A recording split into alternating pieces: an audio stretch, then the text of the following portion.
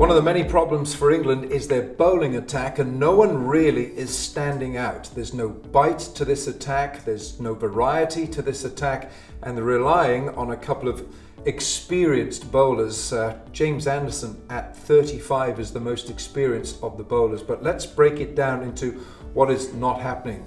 Firstly, it's the Kookaburra ball. England are trying to contend with that on the Australian pitches, and they're just not getting out of these pitches what the Australians are getting out of it. James Anderson, 35 years of age, 131 tests, 514 wickets. No one doubts his credentials, but he is down on pace, and he's not getting the same pace as, say, Hazelwood or Stark or Cummins. But the 5 for 43 in the second innings at Adelaide, it was wonderful bowling from him in the second innings, but England needed that in the first innings when Root won the toss and put Australia into bat, and of course Australia made 442. Stuart Broad, 31 years of age, 111 tests, 393 wickets. No one tries harder than Stuart Broad, but the X factor is not quite there. He didn't pick up wickets in Australia's second innings in Adelaide. But their workload, the workload of these two strike bowlers for England is admirable.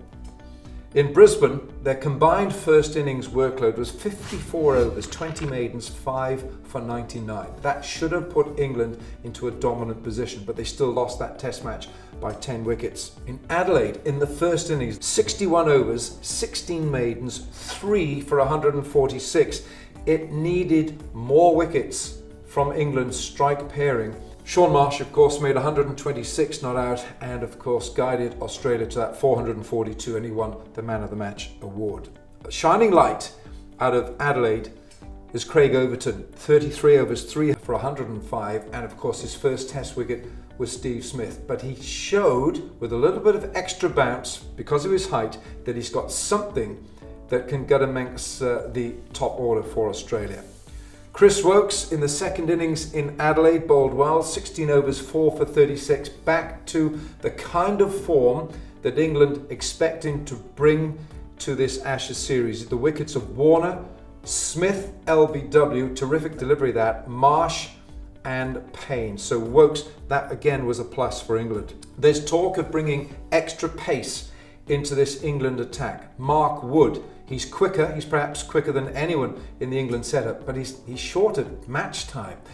Who do they drop if they're going to bring Mark Wood into the attack? Variety is a problem. Where are the left arm quickies for England? Since 2000, there's only been 2 of them.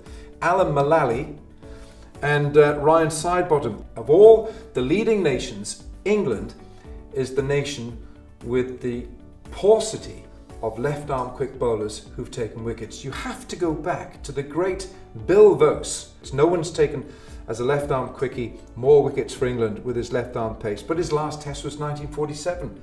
And Larwood and Vose were, of course, the 2 great destroyers who went after the great Don Bradman in the Bodyline series of 1932-33. But we're talking decades ago for England. So England in this series in 2017-18, they're lacking variety, they're lacking pace, and they're lacking imagination. Where it's going to come from for this third test, heaven knows. But Australia, in terms of bowling, are way ahead of this England attack.